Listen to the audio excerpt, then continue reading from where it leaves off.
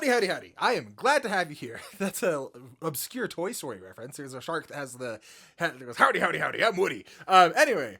Oh, wow. Today, I am so excited to get into this. I am thrilled. It's admittedly a day where it's hard to hit the record button. Not every day is easy, and which I know it sounds privileged. Like, this is so simple and nice and fun, and I love doing this with you all, but some days it's just hard to be on camera. But today I can't stop thinking about this musical. I gotta do it. So we're gonna figure it out together.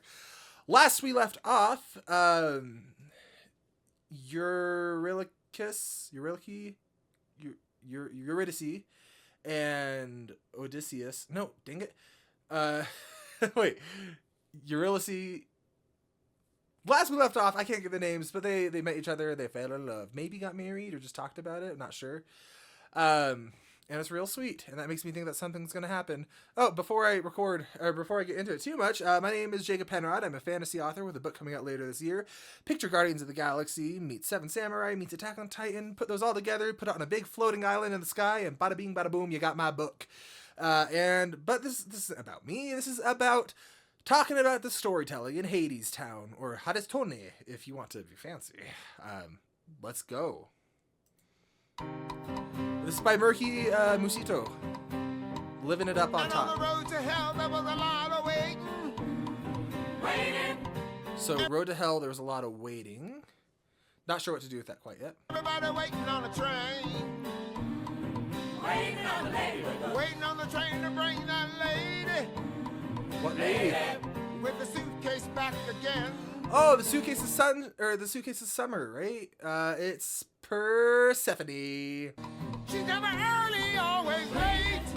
Waiting. These days, I know people like that.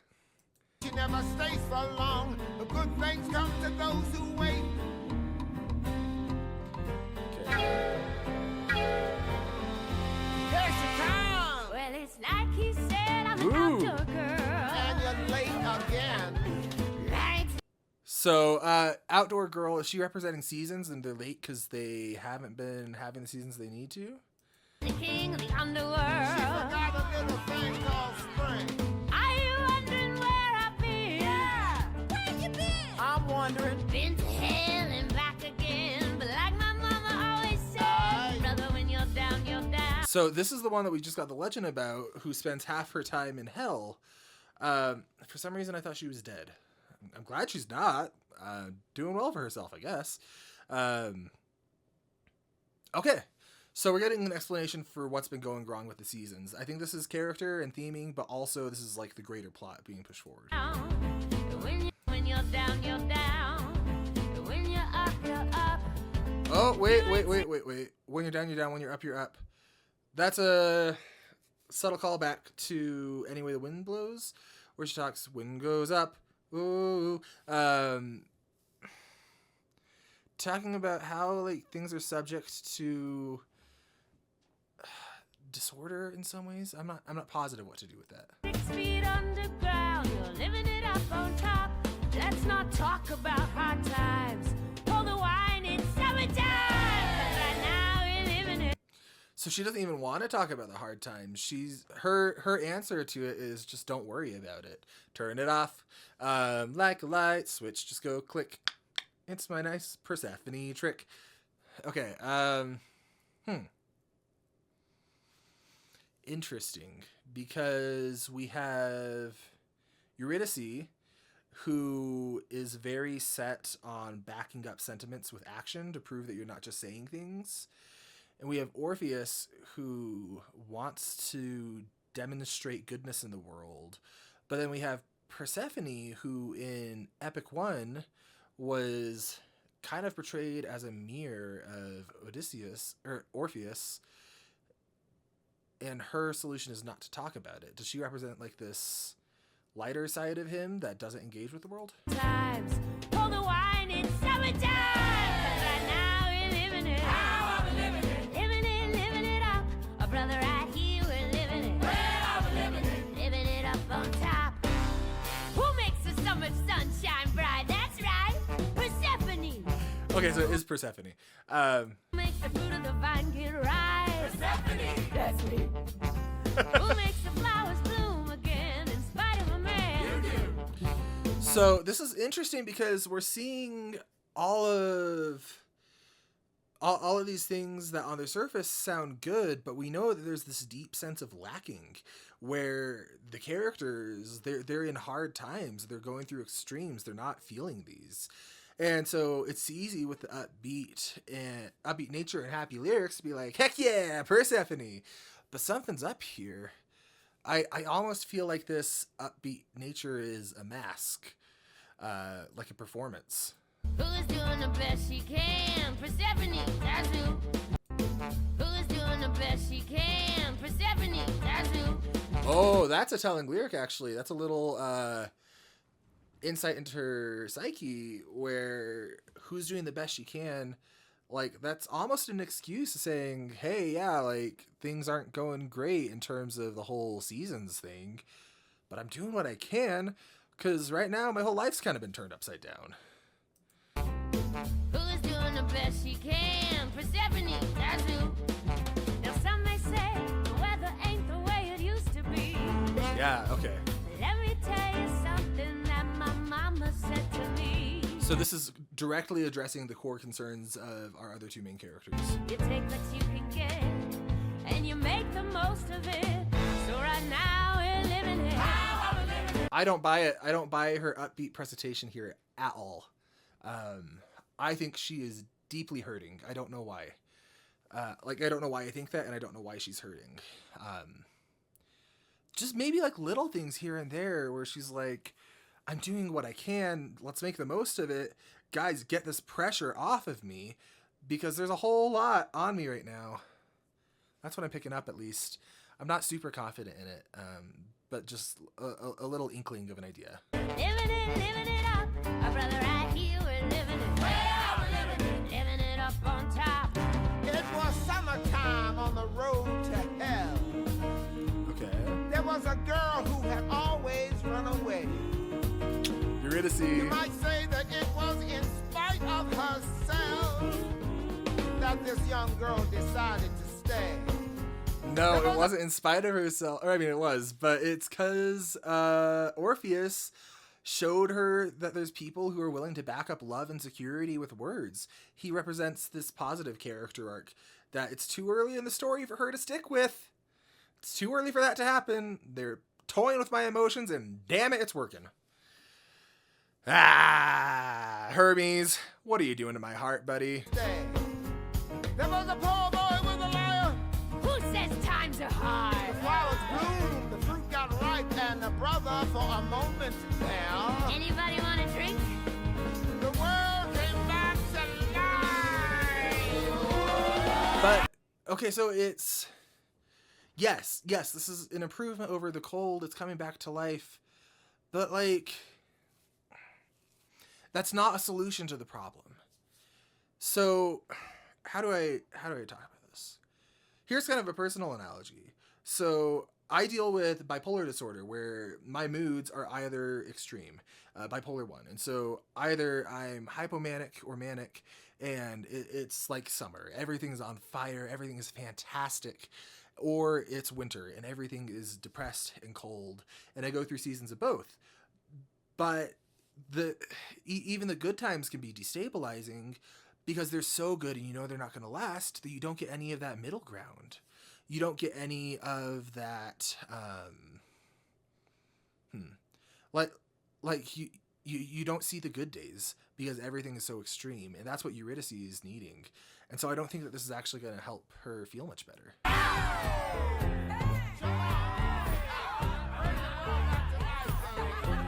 Also, symbolically, summer could be representing like the warm period between her and Orpheus, where things are lovey-dovey and sweet. And because we know that the seasons are changing, I think it's tied thematically to that, and that something's going to change between Orpheus and Eurydice, where it is brought into thematic coldness.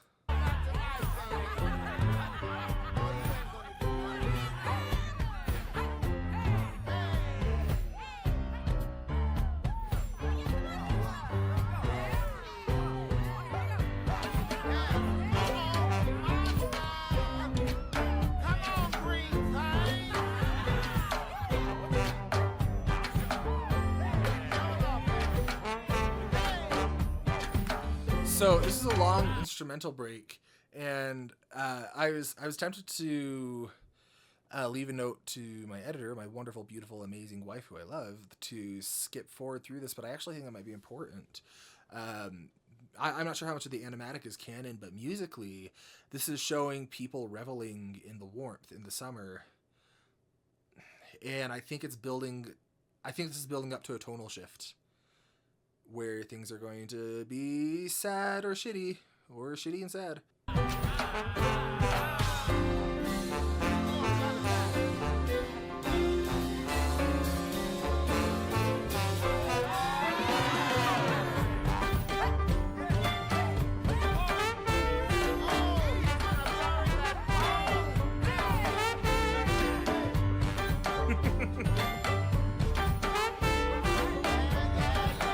Honestly, writing animations to music, I've done that, and it's hard to know what to fill in, so I don't blame the animator for not knowing what to fill this animatic with, especially when there's not words for like literal interpretation.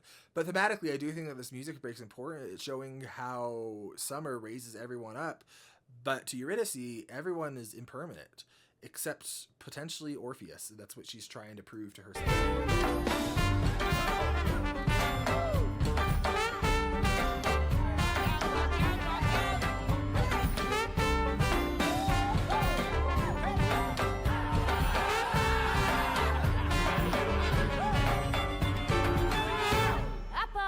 We ain't got much, but we're living it up.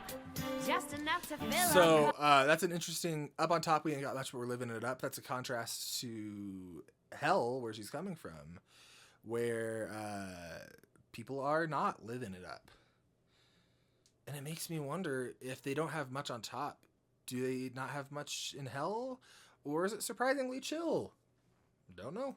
Living it up, just enough to fill our cups. Living it up on top. Brother, pass that bottle around. 'Cause we're living it up.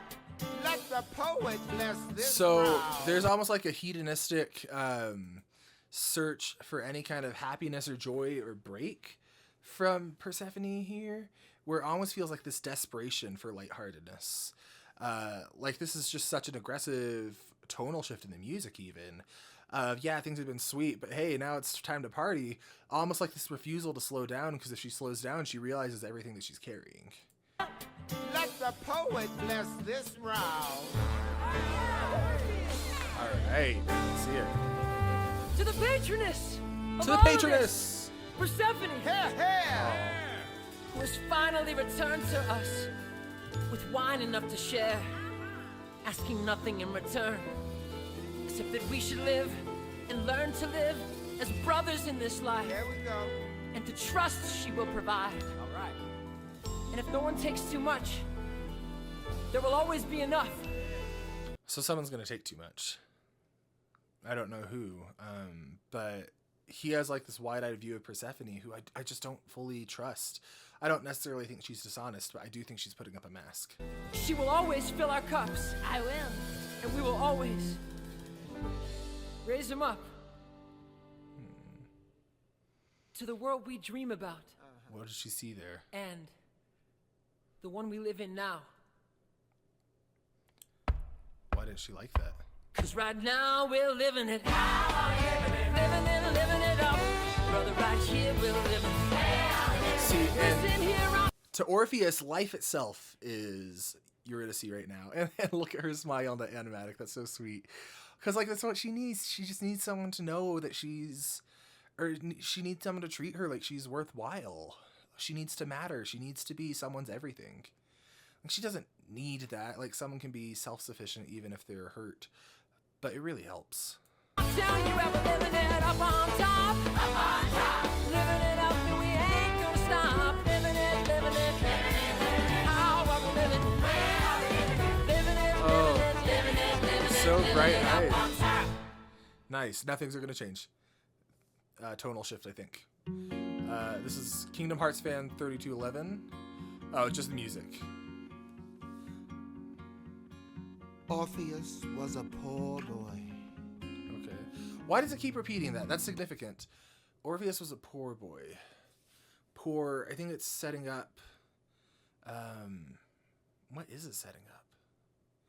The obvious answer is to talk about like socioeconomic stuff, but I think it's contrasting him with Eurydice, who also came. It didn't explicitly say she was poor in wealth, but she was poor in love, and I think that's the contrast here. Is Orpheus doesn't have wealth, but he has love, and it's showing how there's not any one correct path through pain, and that you can become jaded or avoidant. I don't know if it's fair to link those two together, but you can become avoidant or you can become secure, and I think that might be what it's getting at by constantly characterizing him as poor. It's reminding us, like, yeah, this is he doesn't come from the best background, but look at who he chooses to be. But he had a gift to give. But he had a gift to give. He could make you see how the world could be. Oh, In spite of the way that it is. And Eurydice was a young girl, but she'd seen how the world was.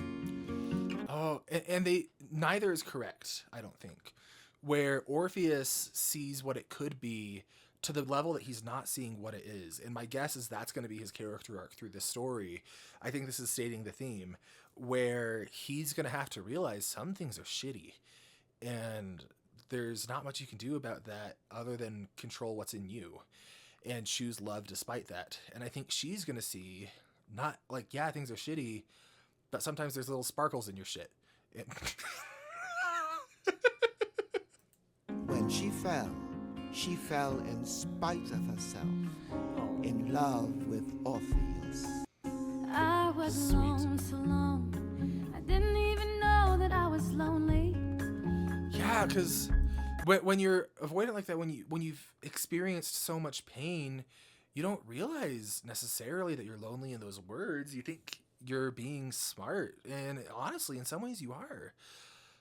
But it's like, if you've ever fasted, I imagine most people have for one reason or another, sometimes you forget how hungry you are until you have the tiniest taste of food. And then it reminds you, I am starving. And like, I've experienced that with love in my life and with relationships where, again, getting personal, like there have been stretches where just life has been so wild that I didn't make a lot of time for friends or connection.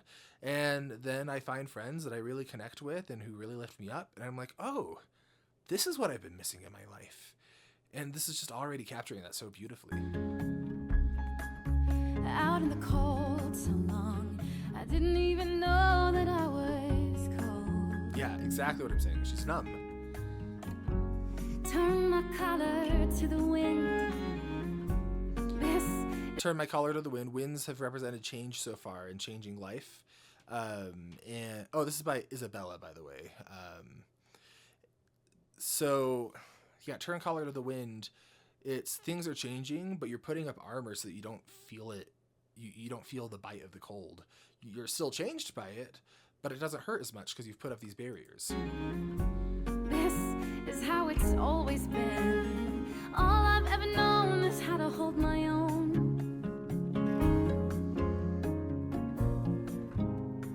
All I've ever known is how to hold my own.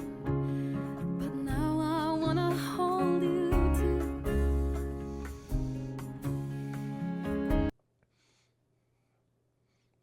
They're gonna take this away from me, aren't they? Who wrote this? Because it's making me tear up with how sweet it is. They're gonna rip it away from me and leave a Eurydice-shaped hole in my heart. Please don't. Please don't. Oh, it's so sweet. Just because, like, I've known and loved people like that. I've been like that too. And it's so real. Like, yes, this is a musical about mythology, but this is... Oh, it's just this beautiful story of connection so far in the face of hopelessness. And how much of yourself are you willing to lose or give up or compromise in the search of love?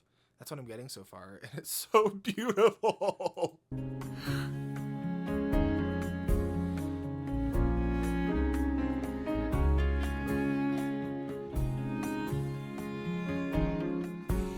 take me in your arms, and suddenly there's sunlight all around me.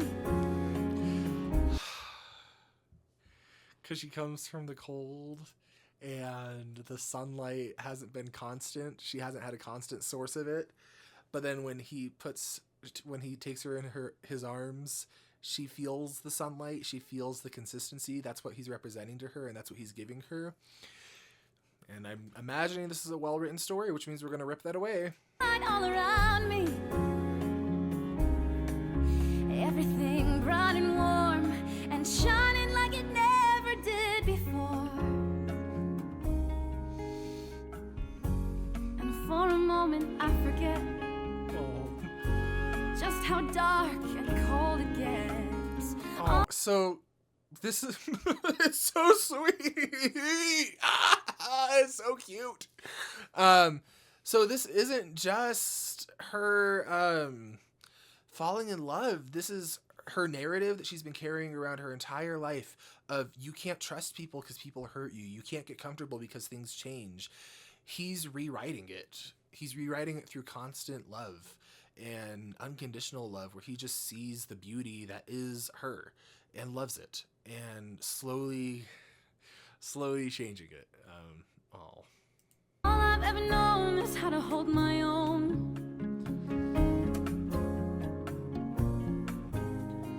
All I've ever known is how to hold my own. But now I wanna hold you. Now I wanna hold you close. I don't wanna ever have to let you go.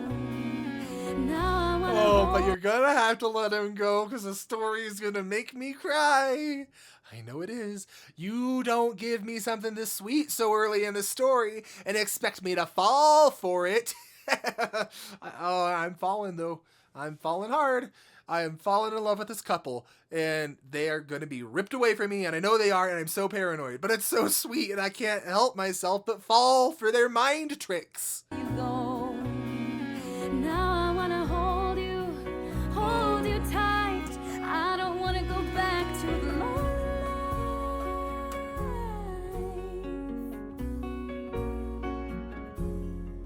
life. I don't know how or why.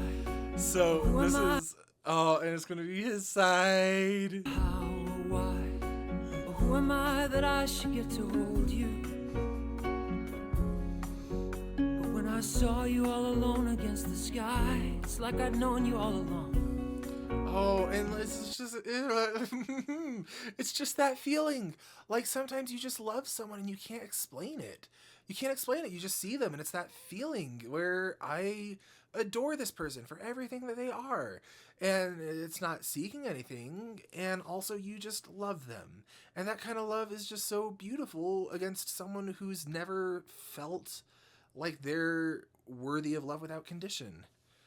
Oh gosh, it's just beautiful, and they're gonna hurt me.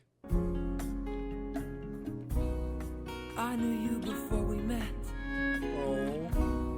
and I don't even know you yet. All I know is you're someone I have always known. Oh, and it's like, it's such a real feeling for people that feel romantic attraction. Like, there's that feeling. Like, I remember when I met my wife, we instantly started talking, and we were inseparable. Even though we were long distance for years, through our phones, through writing, we were inseparable. And it's just that feeling of like home becomes a person when you love someone like this, and that person is gonna get taken away. All I know is you're someone I have always known. And she feels I it don't too. even know you now. I wanna hold you close. I don't wanna ever have to let you go. Suddenly the sunlight, bright and warm. Suddenly I'm holding the world in my arms. Oh. This story is set up perfectly to absolutely rip me apart if it chooses to. I see what it's doing narratively and from a craft perspective, and it is doing it so well that despite seeing what's going on behind the scenes, I am every single hook that could possibly be in me is in me. Oh my gosh.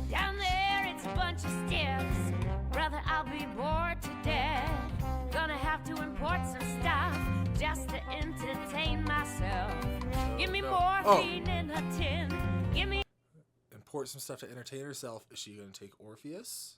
That wouldn't be good. And then Eurydice seeks him out. That would be kind of beautiful. Maybe she takes both, and they do a prison break. a crate of the fruit of the vine.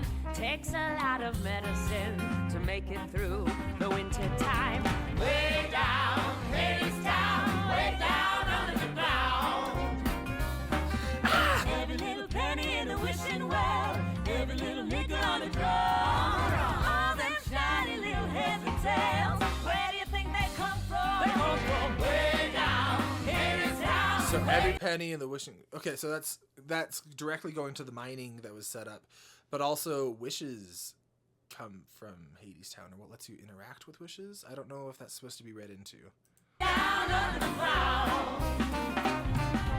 Everybody hungry, everybody tired, everybody saves by the sweat of his brow. The wage is nothing and the work is hard. It's a graveyard in Hadestown.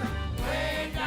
Hungry, graveyard, makes me think of someone who was described as hungry. Makes me think of someone who said that showing you life is worth a lot. Makes me think. Hadestown, way down under the ground.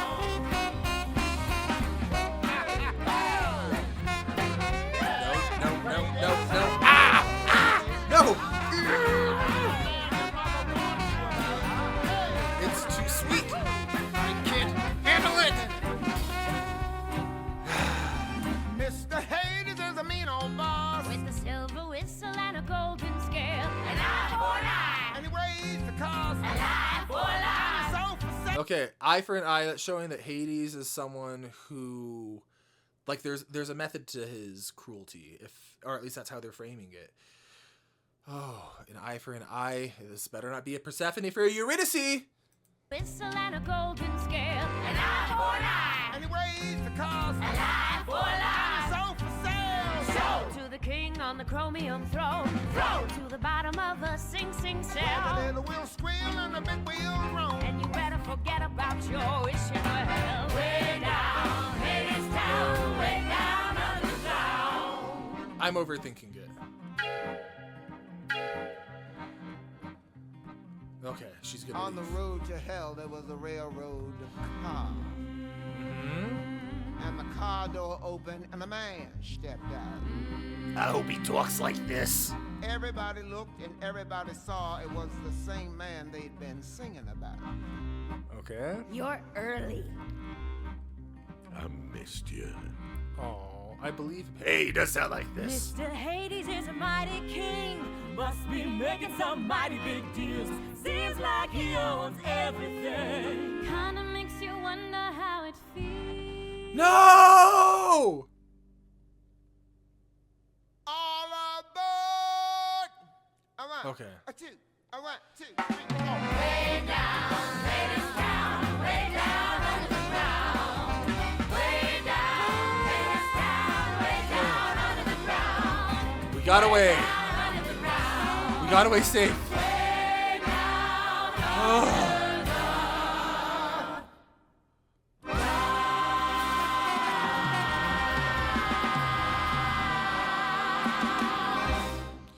Sweet Zeus Almighty. That was a little embarrassing with how wrong I was about literally everything that I said. Not gonna lie, feel kind of silly. I was so anxious, and I know they're gonna do something. This animatic is by Trace. We got Gathering Storm.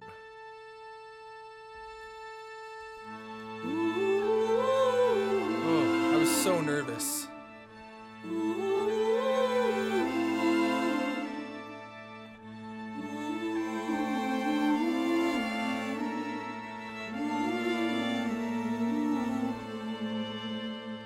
With Persephone gone, the cold came on. He came too soon. He came for her too soon. It's not supposed to be like this. Well, till someone brings the world back into tune. This is how it is. See, that's a confrontation where that's the first little crack we've seen in his idealism, and that she grounds him. Oh, I don't trust Orpheus this. had a gift to give. Hey, where you going? touched by the gods is what he was. I have to finish the song. Finish it quick. The wind is changing. No! There's Oh. a storm coming on. That's triggering a fear of abandonment in her right here. And so that's what she's talking about. The winds are changing. Yes, literally seasons are changing. But also him going to finish the song is representing a small crack in her worldview as well, where she started to feel safe.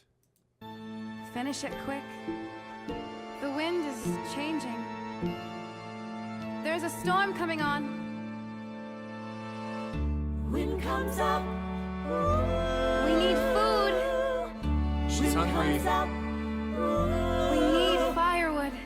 Orpheus and Eurydice. So need food, need firewood. Yes, that's literal. They need that. And also she needs the stability from him. And right now his head is in the clouds. Did you hear me, Orpheus? Poor boy working on a song. Orpheus. Young girl looking for something to eat Okay, finish it. under a gathering storm. So it, like, any kind of love has growing pains, and infatuation is powerful, and also it can only carry you so far, and they do really complement each other. But by nature of having that different communication style and what they're looking for, it's hard because you like there's things to overcome. Like he needs to be grounded for her. He needs to be what she's looking for, not just a dream.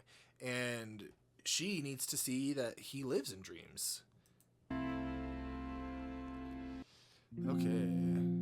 King of Silver. Epic 2. This is where we end. 9 minutes. Something bad's gonna happen. Okay. King of Gold. Who's King of Silver and Gold? And everything glittering under the ground. This better not be who I think you're talking to. Hades is king No. of oil and coal Uh-huh. and the riches that flow where those rivers are found. But for half of the year with Persephone gone, his loneliness moves in him crude and black. So again, He thinks of remember his that Persephone and Hades are a mirror to Orpheus and Eurydice, I think. And so with one of them gone, the other's soul is black. In him crude and black. He thinks of his wife in the arms of the sun, and jealousy fuels him and feeds him and fills him with. So that's fear of losing your connection, like this anxious attachment, almost where like if I'm not constantly in contact with this person, they're gonna leave me. There's this world out there, and it's so much better than I am, that if I let go of my grip at all, why would they ever come back to me? And honestly, with how it's been portrayed, maybe he's not wrong. Him and feeds him and fills him with doubt that she'll never come, dread that she'll never come, Yeah. doubt that his lover will ever come back. Oh, this is a story, like it's a myth, but it's a story of love and trauma and attachment. And I identify with that so much, where with the people I love most, even I get like that a lot, where I'm worried that if I'm not constantly doing stuff to make myself seen, if I'm not constantly with them, that I'll lose them. And so like that's a real thing that people feel, and it's very human for a god. King of mortar, king of bricks, the river Styx is a river of stones, and Hades lays them high and thick. So again, talking about building walls, emotional walls, because if you don't let anyone in, you don't get hurt. And also maybe it's about not letting anyone out. With a million hands that are not his own, with a million hands he builds a wall around all the riches he digs from the earth. The pickaxe flashes, the hammer falls, and crashing and pounding, his rivers surround him and drown out the sound of the song he once heard. La, la, la, la, la, la, la. Oh, that's important. So la la la la la la. That's Odysseus, or not Odysseus. That's Orpheus' song. Orpheus' song, and it represents life. It represents love and secure attachment, I think. And Hades maybe once had that, but he built these walls to keep people out and to keep people in. And in doing that, he lost sight of this song that's clearly meaningful. La, la, la, la, la, la.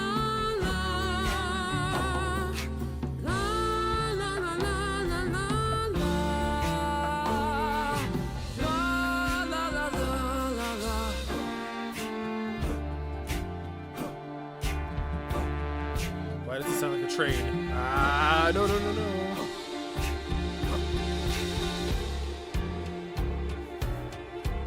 I'm worried Orpheus is going to be so blinded by his dream that he leaves what he had with Eurydice and cements that core fear that she has.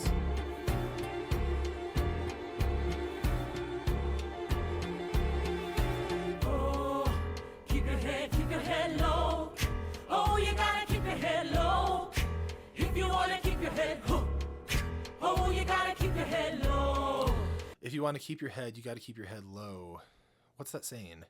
Don't draw attention to yourself, but also don't be ambitious. Don't have your head in the clouds. That's setting a theme for Orpheus, whose head is in the clouds. If you want to live, if you want to do what you need to, pull your head out of the clouds a little bit and ground yourself. Keep your head low.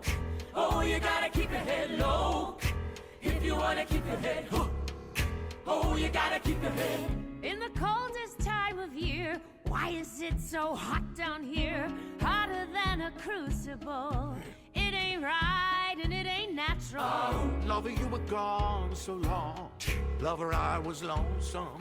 So I built a foundry in the ground beneath your feet. Here. This is that anxious attachment where like he's like, I missed you, but really what he's saying is, I was worried things were so good out here that you weren't going to come back. So I made them even better. Come back this time.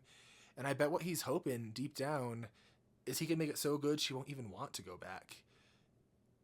And that's going to that theme of moderation where it's either summer or winter. There's no spring or fall.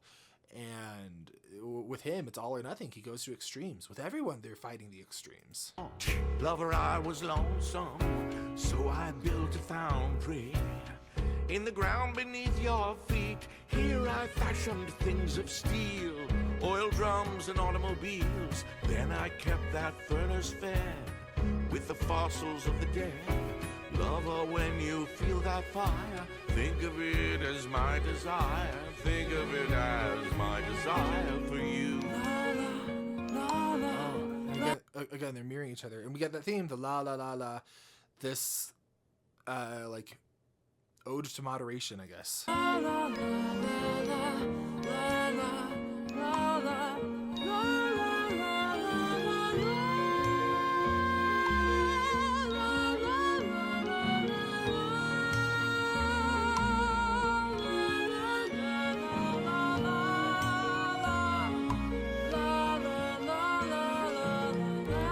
So he's also working on the song.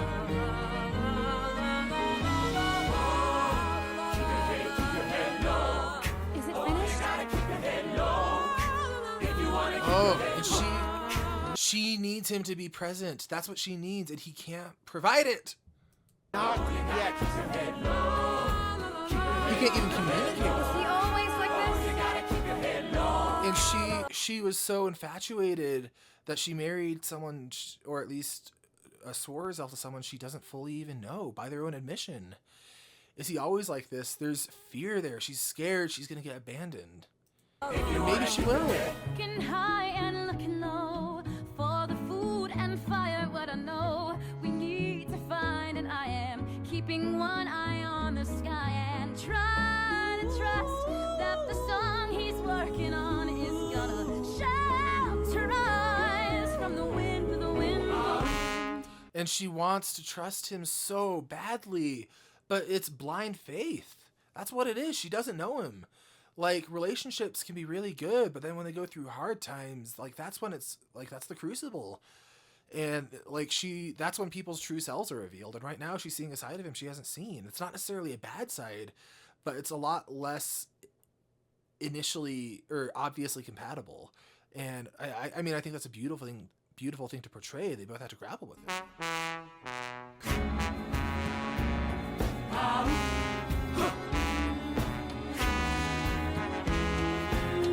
In the darkest time of year, why is it so bright down here? Brighter than a carnival. It ain't right and it ain't natural. And look at his face. Hades is so sad because he's done all this work to try and make it something for her. It's his desire, but like it's not his own work. They're not his own hands doing it. He is loving. Oh, that's what that means. Like, I mean, I think literally it means that, but also like he's loving while staying safe without being fully vulnerable. He's making these things without truly putting himself into it, but it still hurts. He wants it to be enough, and it's never enough. Lover, you were gone so long. Lover, I was lonesome.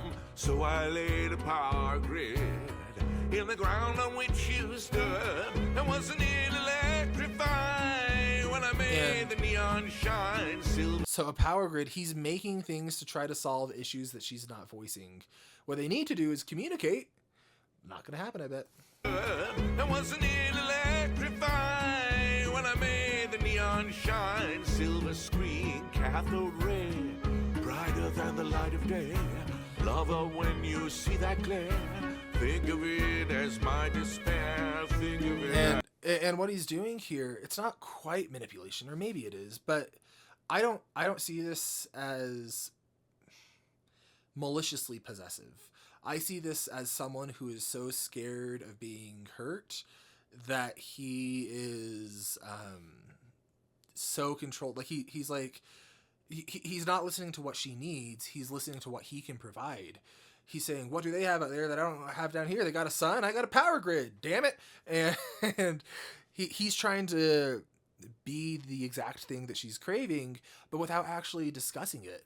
He's just trying to fill that void. As my despair for you. They can't find the tune. Orpheus, They can't feel the rhythm. Orpheus, King Hades is deafened by a river of stone. poor boy working on a song. And Lady Persephone's blinded by a river of wine. Yeah, Living in an and she can only think of the top side. oblivion. He did not see the storm coming As on. black gold flows in the world down below. He didn't see the storm despite Eurydice trying so desperately to tell him and trying to prepare. She saw it. Enter She's dark living. clouds roll in the one up above. Look up. And that is Oh, he's keeping his head down. He's not looking up. the reason we're on this road. And the seasons are wrong. And the wind is so strong. That's why times are so hard. It's because of the gods. The gods have forgotten the song of their love. Oh no. Singing la la la la. Keep your head low. He's not gonna try and parent trap them, is he? If you wanna keep your head low, oh, you gotta keep your head low. Keep your head low. Oh, you gotta keep your head low. If you wanna keep your head. Looking low and looking high. There is no food left to find. It's hard enough to feed yourself. Yep, there's those trauma voices. Somebody else. I'm trying to believe that the song he's working on is gonna harbor me from the wind, the wind, the Eurydice wind. was a hungry young girl. Give that back. She was no stranger to the wind, It's everything we have. but she had not seen nothing Orpheus. like the mighty storm she got caught in. No! Orpheus. He won't hear her because he's so caught up in his song. Only took a minute, but the wrath of the gods was in Every it. year it's getting worse. Hadestown, hell on earth. Did you Oh, think and she's I'd saying that right in front of him. Punch him in the gut next time. be impressed with this neon necropolis? Lover, what have you become? coal cars and oil And drums. she calls him lover. That's mirroring. I don't want them to leave each other. That's mirroring the language that Eurydice was using with Orpheus. Warehouse walls and factory floors. I don't know you anymore. And that's exactly And what in he's the scared of. meantime, up above, the harvest dies and people starve. Oceans rise and overflow. It ain't right and it ain't natural. Lover, everything I do it for the love of you. He thinks that, and I think he's right, but also he's doing it for this desperate attempt at feeling secure. Don't even want my love, I'll give it to someone who does. Someone grateful for a fate. Someone who appreciates the comforts of a gilded cage and doesn't try to fly away the moment Mother Nature calls. Someone who could love these walls that hold her close and keep her safe, and think of them as my embrace. Oh, you know what who appreciate a gilded cage is Eurydice. Cause yeah, she's confined, but it's stable. Like, it's not good, but it's an unhealthy way of meeting that need. Oh no. Think of them as my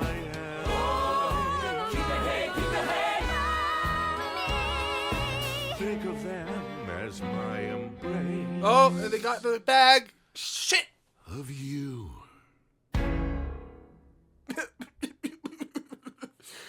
All right, well, I gotta stop there. Next is Chant, and I don't know, Rick. I'm freaking out. I'll see you in the next one. Go to Patreon if you want to see the next one already, and if you're on Patreon, thanks, I love you.